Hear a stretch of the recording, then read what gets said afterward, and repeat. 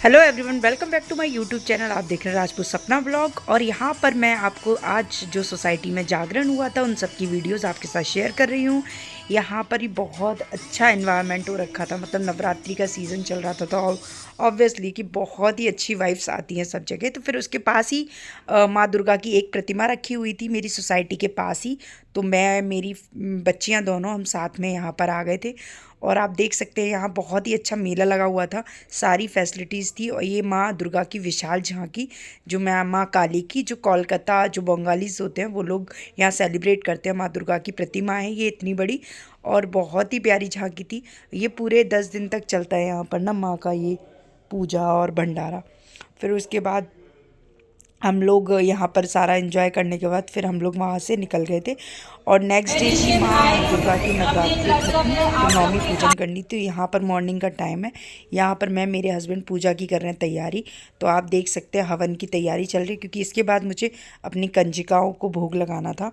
और यहाँ पर पूजा में मैं मेरे हस्बैंड ही हैं, क्योंकि त्रिशा तो नौमी के लिए गई हुई थी पूजा के लिए, त्रिशा और वृंदा तो वहाँ पर किसी क्या खाने पर गए हुए थे तो कोई था नहीं, तो इसलिए मैं और मेरे हस्बैंड ही दोनों हवन कर रहे हैं।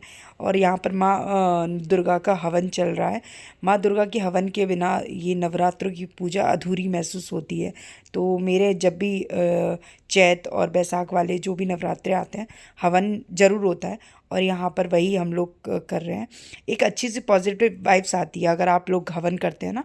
तो मैं यहाँ पर हमेशा ही करती हूँ, क्योंकि वैसे तो साल भर में नहीं हो पाता है, बच्चों के जन्मदिन पर ही हम लोग करते हैं। तो मोस्टली अगर नवरात्रों में हो जाता है तो बहुत ही अच्छा फील होता है। अगर मैं बात करूँ अपने घर की, तो मेरे पूरे 9 दिन हवन चलता है। 9 दिन पूरे रोज़ हवन करते हैं हम लोग, माँ दुर्गा के लिए, माँ काली के लिए, माँ अंबिका के लिए, माँ ज्वाला के लिए। तो बस वही हम लोग यहाँ पर हवन कर रहे हैं। यहाँ पर वृंदा फिर मेरे पास आ गई थी। वृंदा नींद में थी, तो मैंने उसको गोद में ले लिया और थोड़ी देर के लिए यहाँ पर साथ में बैठा कर हवन किया, पर वो फिर भी रो रही थी। तो बस यहाँ पर पूजा की वही चल रही है। मॉर्निंग का टाइम है, क्योंकि मुझे 10 बजे तक सारा सबको भोग वोग करा कर आराम से बैठना था। तो फिर उसके बाद, क्योंकि टाइमिंग था नौमी का भी ना, इस बार नौमी और 10वीं का बस शेड्यूल हुआ है कुछ टाइम लेकर, तो मुझे जल्दी से अपनी नौमी की पूजा को संपन्न करना था। और यहाँ पर देखिए हम तीनों हैं साथ में, हवन चल रहा है। हवन आहुति, लास्ट आहुति चल रही है। और मैंने भोग लगाया पूड़ी हलवा चने का माँ दुर्गा को, माँ कालिका को, यहाँ भोग लगाते हुए मेरे हस्बैंड। और बस पूजा संपन्न ही होने वाली है। फिर उसके बाद मैंने सारी कंजिकाओं को बुला के घर पे भोजन कराना था। तो त्रिशा की सारी फ्रेंड्स हैं जो त्रिशा के बराबर ही हैं, बड़ी बेटी के बराबर, तो वो सब लोग आ जाते हैं, अच्छा लगता है। तो वो सारा भोजन करके जाते हैं घर पर।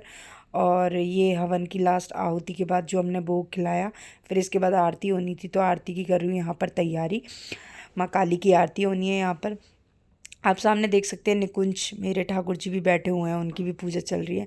ये एक मेरे घर का ऐसा स्थान है यहाँ पर जो बस सिर्फ मंदिर का ही सारी मैंने प्रतिमा रख रखी है, तो रिलैक्स होकर पूजा हो जाती है। किसी के आने जाने का हर कोई बंदा प्रवेश नहीं कर सकता, बहुत सेपरेट जगह है। और कहते हैं कि मंदिर जहाँ पर हो तो कुछ भी गलत चीज़ का यूज़ नहीं होना चाहिए, नॉन वेज या किसी से भी रिलेटेड। तो ये मंदिर मैंने इसीलिए त्रिकोण का मतलब कॉर्नर के साइड का मंदिर किया है। और ये बहुत अच्छा स्पेस है, ये सिर्फ हमारे ऊपर वाले रूम के पास सेपरेट स्पेस है, वहाँ मिल गया तो मैंने वहीं पर अपना मंदिर अच्छा सा बना रखा है। तो ये प्रतिमा माँ की, और माँ ने इस बार जो जौ मैंने बोए थे पूरे की पूरे पीले जौ आए थे। पर सिर्फ एक ही माँ से शिकायत थी कि जो जौ बोए थे वो थोड़े कम आए थे इस बार ना, एज़ कम्पेयर टू अदर, मतलब आते हैं हमेशा। तो पीले थे सारे जितने आए थे, थोड़े आए थे पर सारे पीले थे। पर मन में थोड़ा सा संग होता ही है कि कुछ ऐसा नहीं है, ये एक्चुअली डिफ़ाइन करता है कि आपका फ्यूचर कैसा रहेगा ना।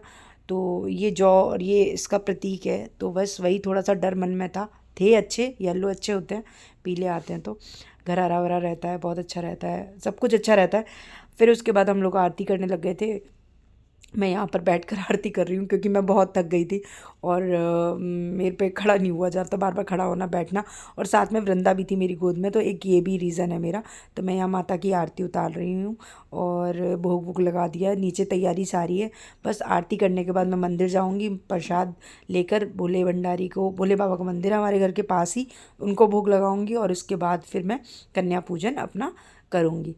कन्या पूजन में मैंने इस बार रखा था बच्चों के लिए एक छोटे छोटे से बनाना का जो टिफ़िन होता है वो था, और साथ में पेंसिल का स्टेशनरी का सामान था, और साथ में थी उनके लिए कुछ रुपए और कुछ गिफ्ट्स आइटम। तो बस यही सब मैंने उनके लिए रखा था जिससे बच्चे ना एक्साइटेड होते हैं और ईज़िली आ जाते हैं। थोड़ा लगता है ना उनको सामान मिलेगा, आजकल तो वैसे भी यही रह गया गिफ्ट आइटम।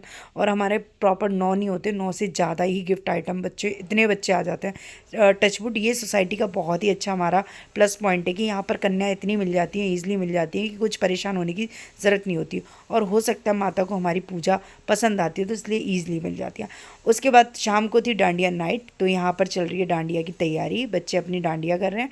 और ये अभी छोटे छोटे बच्चों ने स्टार्ट किया, ये यही है बराबर की कन्या है ना जो घर पर आई थी, तो ये सब अपना डांडिया कर रही हैं। फिर नेक्स्ट डे था माता का विदाई समारोह।